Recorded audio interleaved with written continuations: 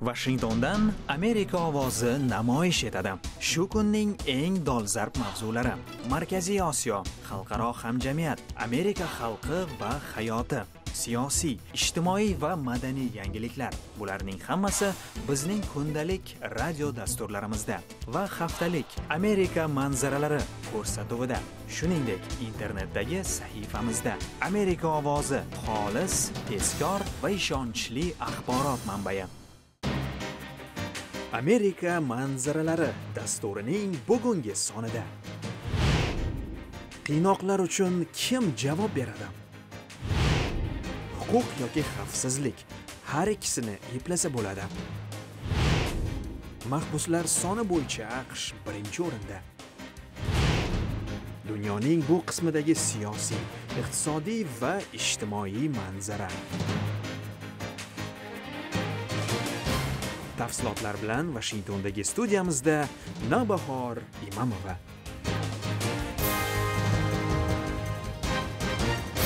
Assalomu alaykum. Amerika xalqi va hayoti, tashqi siyosat va xalqaro mavzular haqidagi ko'rsatuvimiz huzuringizda. Markaziy razvedka agentligi vatan xizmatida ekanini eslatib, qiynoqlar haqida Senat chiqargan hisobot noxolis deya o'zini himoya qilmoqda. Boshqarma direktori Jon Brennan xatolarga yo'l qo'yilganini tan oladi. Lekin Qo'shma Shtatlarda ham, xalqaro maydonda ham javobgarlar sudlansin degan talablar yangramoqda. Buning ehtimoli qay darajada? Markaziy razvedka agentligi rahbariyati qiynoqlar degan so'zning o'rniga so'roq qilishning keskin usullari degan jumlani ishlatadi. Bu metodlar esa zamon talabi edi, dedi Jon Brennan. Sanoqli hollarda agentlarimiz mahbuslarni so'roq qilayotganda chegaradan chiqqanini tan olamiz. Ular noto'g'ri ishlar bo'lgan, buyurilmagan harakatlar, ularni qoralaymiz. Bu agentlar javobgarlikka tutilmaganidan afsusdamiz. Lekin Brennan so'zlariga ko'ra, so'roq qilishning keskin va og'ir usullari, xususan suvga bo'ktirish va uyqudan qoldirish orqali asirlardan zarur, foydali ma'lumotlar olingan. Mahbuslar bergan informatsiya bizga qo'l kelgan va oxir oqibatda Usama bin Ladendek yetakchi terroristning qayerda ekanini aniqlashda yordam bergan.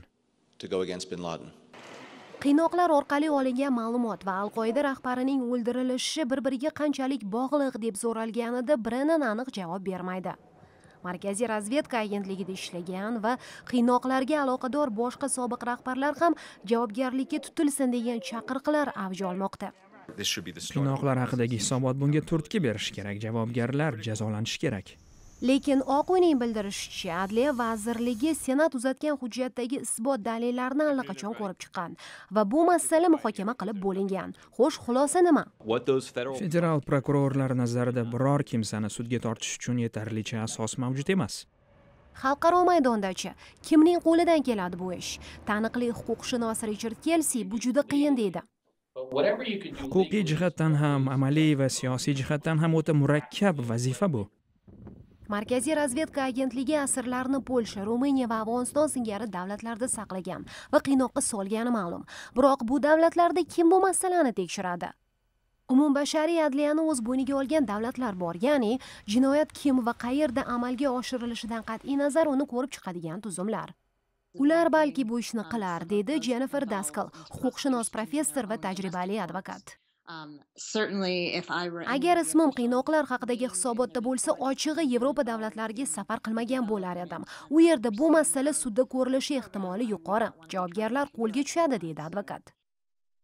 Qiynoqqa solinganlar yoki ularning yaqinlari AQShning o'zida adolat va tovon talab qilib sudga murojaat qilishi mumkin, dedi Human Rights Watch tashkilotidan Andrea Prasov. Qo'limizda 500 betli juda asosli ma'lumotlarni o'z ichiga olgan hisobot bor. Qonun chiqaruvchi organning hujjati. Qiynoqqa solingan, u yerda qayd etilgan odamlar o'z huquqlarini talab qilib, adolat so'rashga haqli, dardini eshitish kerak, deydi u.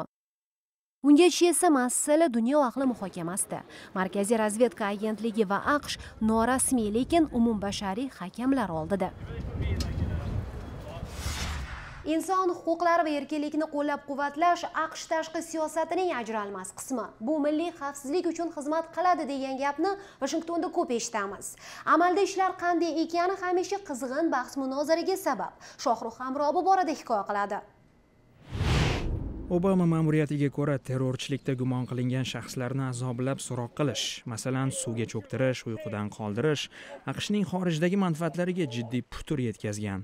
Senat chiqargan hisobotda yozilishicha, Markaziy razvedka boshqarmasi bu metodlarni savolga tutganlarni chalg'itishga harakat qilgan. Dastur keng bo'lgani, shafqatsiz uslublar qo'llangani va kutilgan natijani bermagani ayon bo'ldi. Senator Kris Kunz ta'biricha, tashqi siyosatda inson huquqlarini oldingi o'ringa qo'yish xavfsizlik bilan bog'liq masala. Biz olg'a surgan qadriyatlarga o'zimiz amal qilsak, shundagina chin xavfsizlik haqida gapirsa bo'ladi. Huquq va xavfsizlik aslida bir-birini rad etuvchi tushunchalar emas. Biz dunyoga jar solgan tamoyillarga amal qilishda avvalo o'zimiz ibrat bo'lishimiz darkor. AQShning inson huquqlari va demokratiya targ'iboti uchun mas'ul bosh diplomati Tom Malinovskiy deydiki, Xalqaro tartib nazarimizda nafaqat dunyodagi kuchlar muvozanatiga, balki har bir mamlakatdagi ichki vaziyatga ham bog'liq.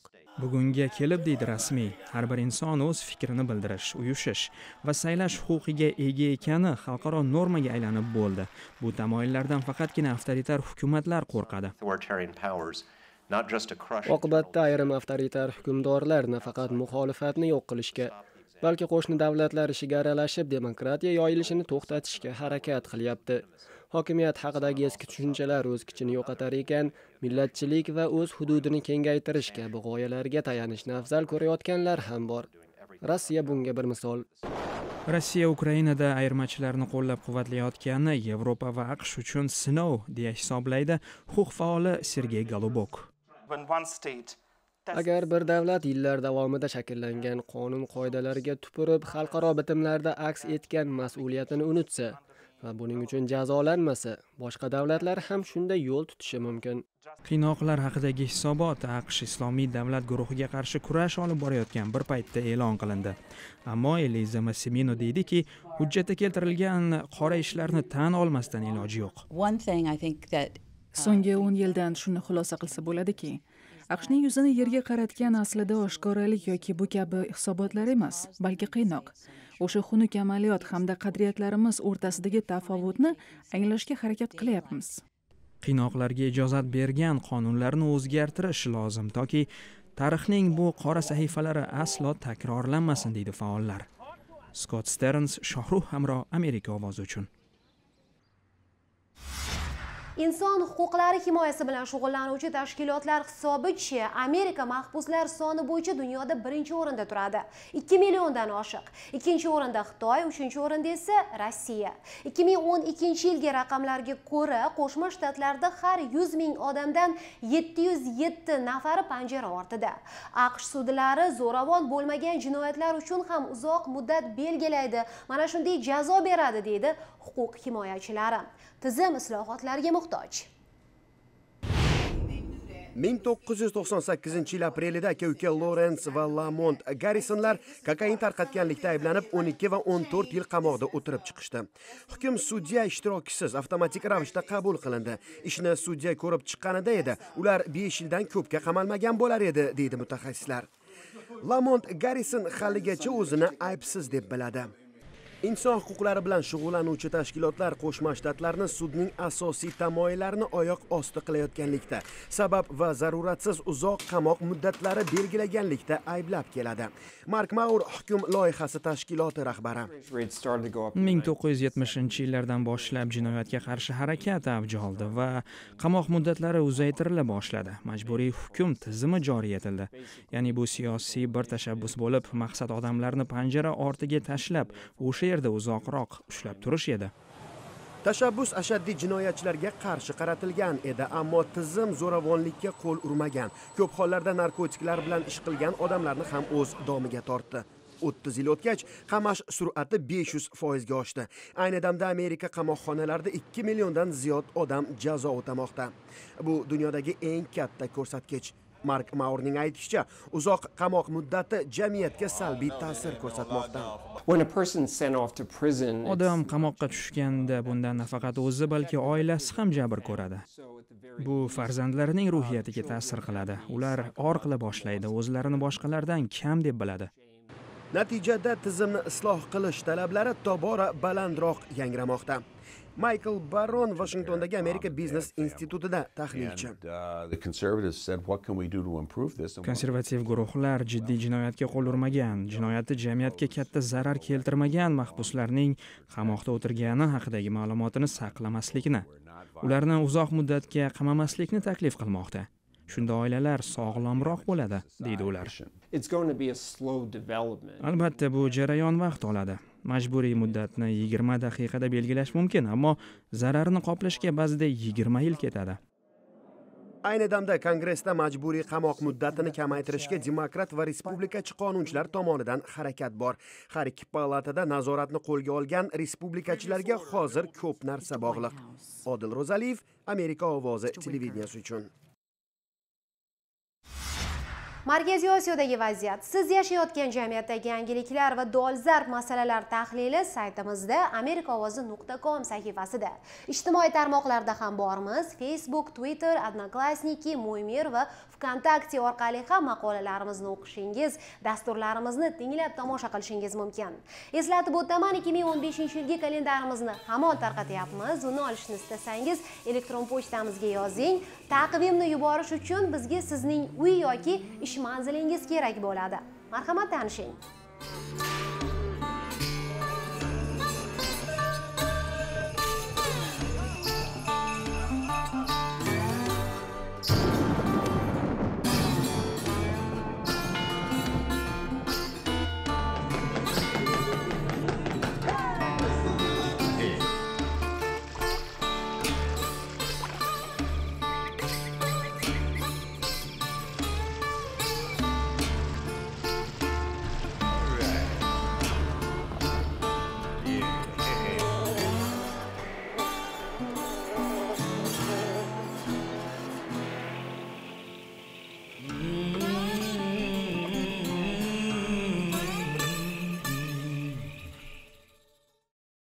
Amerika manzaralari telejurnali, Amerika siyosati va hayoti, Markaziy Osiyo, xalqaro hamjamiyat, ijtimoiy madaniy yangiliklar. Bularning hammasi bizning haftalik ko'rsatuvimizda. Keremet telekanalida har dushanba 18:30 da. Internetda istalgan paytda. Parabolik antena orqali har kuni Aziya Sat 3 C to'lqini 340-kanalda. Amerika ovozi, xolis, tezkor va ishonchli axborot manbai. Telejurnalimiz davom etadi. 2014-yil yakunlanar ekan dunyoning eng yirik iste'molchisi AQSh va eng yirik eksportchisi Xitoy orasida aloqalar qanday? Behzod Muhammadiyning tahlil qilishicha, rishtalar murakkab. Gonkongda 2 oydan ortiq davom etgan namoyishlar ketidan Washington Pekinni muxolif guruhlar bilan muzokara o'tkazishga chaqirmoqda. Xitoy esa bu masalada tashqi aralashuvlarga yo'l qo'yilmasligini ta'kidlab, Obama ma'muriyatiga muloqot uchun imkon bermayapti, deydi Human Rights Watchning Xitoy bo'limi rahbari Sophie Richardson. AQShning Gonkong va Xitoydagi inson huquqlari va demokratiya bo'yicha siyosatiga aniqlik yetishmaydi. Boshqa davlatlarga qaraganda ancha sust. Pekin bilan munosabatlarda qat'iyat ko'rsatish juda muhim. Janubiy Xitoy dengizida Vyetnam kemalari Xitoy harbiy floti hujumiga uchradi. AQShning mintaqa davlatlarini murosaga chaqirish bo'yicha olib borayotgan urinishlariga Xitoy qarshi. Amerika tadbirkorlik instituti tahlilchisi Michael Oslingga ko'ra, Pekin hududiy da'voga ega har bir davlat bilan alohida muzokara qilmoqchi. Hech tugamaydigan muloqotlarni davom ettirish yo'li bu. Shimoliy Koreya yoki Eron kabi aniq bir qonun qoidalarga amal qilmaydigan davlatlar aniq maqsadga yetaklamaydigan ana shunday mantiqsiz muzokaralarni cho'zishdan manfaatdor. Agar Xitoy xohlaganda allaqachon biror yechim bilan chiqqan bo'lardi. AQSh senatori Sherrod Brownning aytishicha, AQSh dunyoning eng katta iste'molchisi sifatidagi mavqeidan foydalanib Xitoyga ta'sir o'tkazishi kerak. Ular bozorimizdan, texnologiyalarimiz va universitetlarimizdan foydalanishni istaydi. Xitoyda haqiqiy o'zgarish qilishni istasak, AQSh hukumati va iste'molchilarning kuchidan foydalanaylik. Ammo Washingtonning Xitoy bilan hamkorlik ishtiyoqi susayib borayotgandek. Iqtisodiyotimizning ahvoli va siyosiy tarqoqlik bois Xitoy hozir yaqin sharqdagidek e'tiborimizni tortmayapti. Cato instituti tahlilchisi Justin Logan Osiyodagi masalalar Yaqin Sharq oldida ikkinchi darajaga tushib qolganini aytadi. Sharqiy Osiyodagi hamkorlarimiz bu masalalarning muhimligini targ'ib qilishga zo'r berish kerak. Ular noma'lum sabablarga ko'ra Fors ko'rfazi davlatlari yoki Isroil kabi o'zlarini muhim hamkor sifatida ko'rsata olgani yo'q. Amerika strategiyasi uchun bu mintaqa muhim ekanini ekspertlar bot-bot ta'kidlab kelyapti. Scott Stearns Behzod Muhammadiy, Amerika ovozi televideniyasi uchun. Obama ma'muriyati diplomatiya sohasida tajribaga ega bo'lmagan shaxslarni xorijiy davlatlarga elchi etib tanlayotgani uchun tanqid ostida. Kino prodyuserining Vengriyaga bosh diplomat etib tayinlangani ayon bo'lgach, bu tanqidlar yanada balandroq yangray boshladi. Prezident saylovlari chog'ida nomzod uchun katta mablag' ajratgan yoki to'plagan odamni biror davlatga elchi etib tayinlash AQShda azaldan siyosiy odat. Rahbar o'z homiylariga shu tariqa rahmat aytadi. Janob Barber Islandiyada bo'lgansiz, to'g'rimi? Yo'q, shu kungacha bunday sharaf menga nasib etmagan. Janob Sonis, siz Norvegiyada bo'lganmisiz? Hech qachon. Nomzodlar Obama saylovoldi kampaniyasiga katta hissa qo'shgan. Xo'sh, elchi lavozimining narxi qanday? $500 million yoki undan ham ko'proq, dedi ekspert Sheila Kramholz. Afsuski, bu nomzodlarning ba'zilari lavozimga mutlaqo loyiq emas, ammo ularni muhim davlatlarga elchi etib tayinlashmoqda. Ular boshqa malakaliroq nomzodlarni ortda qoldirdi, chunki saylovoldi kampaniyasida partiya uchun katta mablag' yig'a olgan. Diplomatlar uyushmasi rahbari Robert Silverman deydiki, bunday amaliyot AQSh manfaatlari uchun tahdid, strategik xato, elchilik chuqur bilim, tajriba talab qiladi, deydi u. Diplomat bo'lib hech qachon ishlamagan odamni kichik orol davlatga yuborish boshqa gap, masalan Tuvaluga. Bu davlat bilan munosabatlarimiz doim yaxshi bo'lgan, biroq hech qanday tajribasi yo'q odam Vengriya kabi davlatga elchi etib tayinlansa, bu tashvishlanarli. Xo'sh, prezident Obama Vengriyadagi elchi lavozimiga kimni tanladi? Seriallar prodyuseri Colin Bellni. Shu oyda uning nomzodi tasdiqlandi, vaholanki respublikachilar, shu jumladan senator John McCain bunga qarshi edi. Men bunday siyosiy qarorlar va ularning sabablarini juda yaxshi tushunaman, ammo gap neofashist diktator Vladimir Putinga o'z suvereniteti va mustaqilligini shundoqqina berib qo'yayotgan davlat haqida ketyapti axir. Biz esa seriallar prodyuserini tanlaymizmi bu lavozimga? Oq uy matbuot kotibi Josh Ernest Colin Bell ishni eplay olishiga ishonamiz, dedi. Prezidentning ko'ngli to'q. Uning malakasi, salohiyatiga shubha yo'q. Elchi Bell prezident ishonchini qozongan va Qo'shma Shtatlar vakili bo'la oladi. U AQSh va Vengriya hukumati hamda xalqi bilan muhim aloqalarni davom ettira olishiga hech qanday shubha yo'q. George Bush va Bill Clinton davrida ham diplomatiya sohasida tajribaga ega bo'lmagan odamlar elchilikka tayinlangan. 30% hollarda. Obama davrida esa bu ko'rsatkich 40% ga yetdi. Time jurnali 2014-yil qahramonlari sifatida Ebola virusiga qarshi kurashgan odamlarni tanladi. Odatda bunday sharafga siyosatchilar, san'atkorlar va ixtirochilar muyassar bo'ladi. Bu safar esa oddiy odamlar. Tafsilotlar bilan Odil Ro'zaliyev. Jurnal muqovalaridagi odamlarni tanimaysiz. Time muharrirlarining aytishicha, ular oddiy insonlar. Biroq bu odamlar fidoyilik ko'rsatib, Ebola virusining G'arbiy Afrikada va undan nari butun dunyoda tarqalishiga to'siq qo'ydi. Davlat rasmiylari va amaldorlar e'tibor bermagan bir paytda eng boshidan Ebolani jiddiy tahdid deb jar solgan odamlarga diqqat qaratgimiz keldi. G'arbiy Afrikada tarqalgan kasallikdan shu kungacha 6300 dan ziyod odam o'lgan. Aksariyati Liberiya, Gvineya va Sierra Leoneda. 18000 odam virusni yuqtirgan, ammo rasmiylar kasallanganlar bundan-da ko'p deydi. Liberiyalik jarroh Jerry Brown muqovaga tushgan odamlardan biri. Yana biri amerikalik shifokor Kent Brentley. Gumanitar tashkilotda ishlovchi bu odam Monroviyada bemorlarga yordam berayotib o'zi virusga chalindi va Amerikada davolanib sog'ayib ketdi. Epidemiya tarqalgan joylarda insonlar hayotini saqlab qolish uchun kurashayotgan gumanitar xizmatchilar jurnal ularning ishiga bergan bahosidan minnatdor. Odil Ro'zaliyev, Amerika ovozi televideniyasi uchun. Eshittirishimiz haqida eslatib o'tsam, kundalik radio dasturlarimizni sun'iy yo'ldosh orqali Xotbir sistemasida kechki 10:00 da tinglashingiz mumkin. Bishkekda Almaz FM'damiz kechki 11:00 da. Afg'onistonda Samangonda Shahrivon FM 87.8 to'lqinlaridamiz har kuni kechqurun 7:30 da. Ko'rsatuvimiz davomida esa sizni qator qiziqarli mavzular kutmoqda. Amerika ovozi televizorda, radioda va internetda. Shuningdek, uyali telefoningizda. O'qing, tinglang va tomosha qiling. So'nggi xabarlar tezkor, xolis va ishonchli. Video, foto va audio shaklida. Istasangiz siz ham Amerika ovoziga material yuboring. Dunyo bilan bog'laning. Smartfon, Mac yoki Android. Applikatsiyamizni ishlating.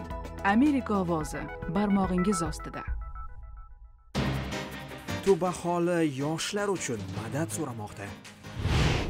Miami, Florida shtati muhojirlar. Immigrant bolalarning boshini silayotgan advokat. Tafsilotlar dasturimiz davomida. Siz Amerika ovozi televideniyasini tomosha qilyapsiz. Bu zamin tub aholisi orasida savodsizlik, qashshoqlik, giyohvandlik va ichkilikbozlik keng tarqalgan. Qabila yetakchilari federal hukumatga murojaat qilib ko'proq mablag' va yordam so'ramoqda. Shimoliy Dakota shtatida ekologiya sohasida o'qiyotgan 22 yoshli Mauriana Laret jamiki muammolarning kaliti ta'lim, sifatli bilim deydi. Yoshlar qay elat vakili bo'lmasin, o'qisagina yo'lini topadi. There's challenges in the community. There's Qayoqqa qaramang muammo deydi u. Ulardan chiqish yo'llarini qidirishimiz kerak. that someone could easily get Chiqa olmayman deb o'ylaydiganlar adashadi va hayot ham og'irlashaveradi. Ilhom, ishonch qayerdan keladi? Tub aholining deyarli yarmi qashshoq. Yillik daromadi $20,000 yetmaydi. 10-24 yosh orasida o'zini o'ldirayotganlar katta sonni tashkil etadi. O'qishni tashlab ketish hollari tabiiy hol.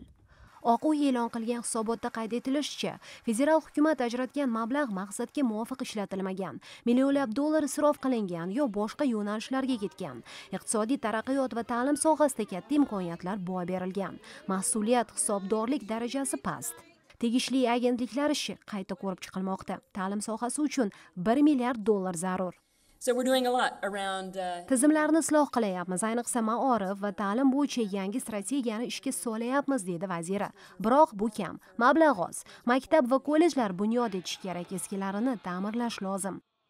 Prezident Barack Obama hindu qabilalari huzuriga borib, ular yashaydigan maxsus hududlardagi vaziyatni o'z ko'zi bilan ko'rganini, aholi har tomonlama madadga muhtoj ekanini aytib, ularga bergan va'dalarning ustidan chiqishga bel bog'lagan. Ta'lim olish, kasb hunarli bo'lish, yetakchilik, hindular kelajakka ishonishi kerak, dedi prezident. Amerikada har bir yosh hayot va zamon sinovlariga tayyor turishni xohlaymiz. Siz kim bo'lishingizdan qat'iy nazar, hindumi yo boshqa, siz uchun mablag' ajratishimiz, sizning manfaatlaringizni ko'zlashimiz biz uchun burch. Yoshlarimiz oldidagi vazifasini bilsin, taqdiri o'z qo'lida ekanini anglasin. Hukumatga dardimizni aytamiz, haqqimizni so'raymiz, o'zimiz ham harakat qilamiz. Tub aholi soni 5 milliondan oshadi. Maxsus hududlarda yashaydi ular va o'z mahalliy hokimiyatlariga ega.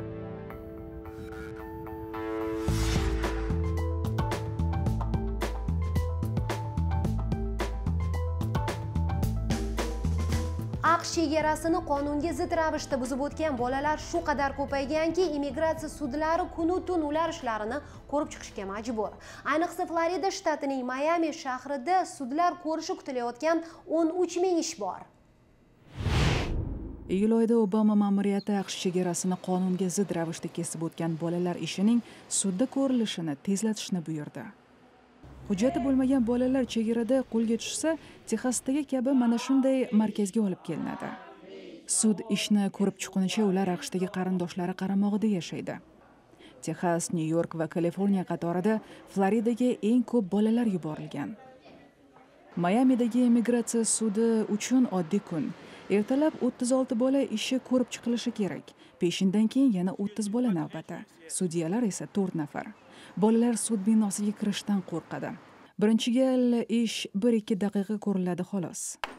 Our concern is Bizning xavotirimiz shundan iboratki, malakali, obro'li advokat yollay olmagan bola ishini boy beradi va dahshatli hayotga qaytishga majbur bo'ladi.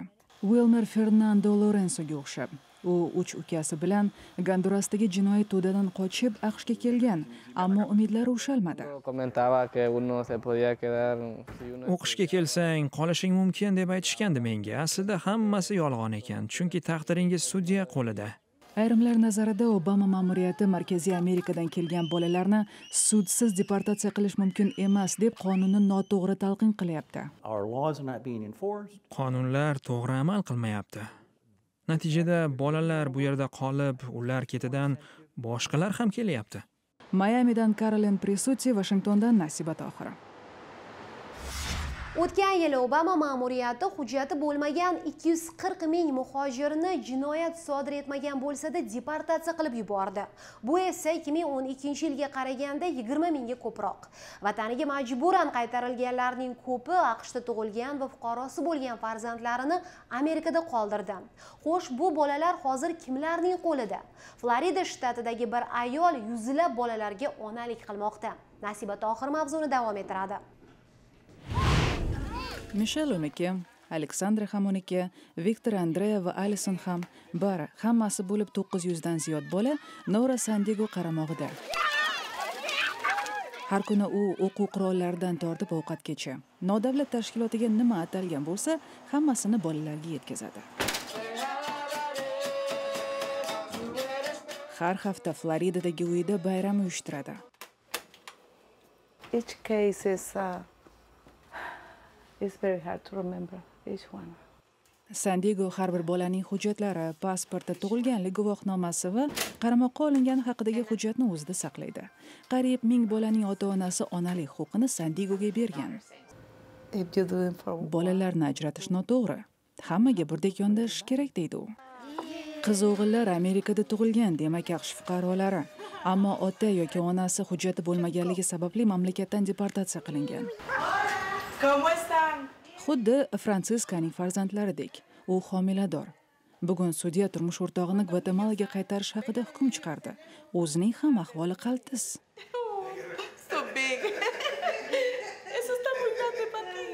Ikki katta qizi va hali tug'ilmagan bolasini u Sandiegoga rasmiylashtirdi. Bu yog'i nima bo'ladi, hayronman. Ota-ona deportatsiya qilinsa, farzandini ham o'zi bilan olib ketishi mumkin, lekin ko'plar bolani AQShda qoldiradi. Bolalarimni olib ketgim yo'q, chunki ularning kelajagi shu yerda, deydi ona. Agar farzand AQShda qolsa, davlatdan yordam puli oladi. Ammo ularni olib qolgan qarindoshlar yoki qo'shnilar davlat organlaridan yordam so'rashdan cho'chiydi, deydi Sandiego. Carol Emek bolalarga oid tadqiqotlar markazini boshqaradi. Sandiegoni maqtab, vaziyatni tanqid qiladi ham. Butun ijtimoiy tizim bolalarga bera oladigan yordamni bu inson yakka o'zi berishga ojiz. Bolalar ahvolini vaqti bilan tekshirib turadigan xodim ham tayinlanmagan, deydi mutaxassis.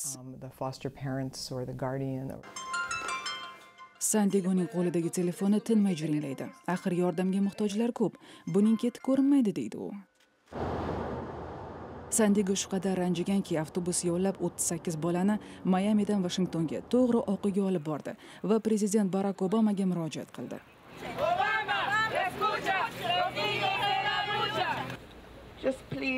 Iltimos, deportatsiyalarni to'xtating, nafaqat dadam, boshqa bolalar uchun ham. Mayamidan Carolyn Presutti, Washingtondan Nasiba Tohir. Bugungi dasturimiz mana shulardan iborat edi. Kundalik yangiliklar tahlili bilan siz internetdagi saytimiz va eshittirishlarimizda. Ko'rsatuvimizni yakunlar ekanmiz. Sizga tinchlik, xotirjamlik, sihat, salomatlik tilab qolamiz. Xonadoningizni shodlik va baraka tark etmasin. Xabar bo'lsa, faqat xush xabar bo'lsin. Washingtondagi studiyamizdan men Navbahor Imamova. Yaxshi dam oling.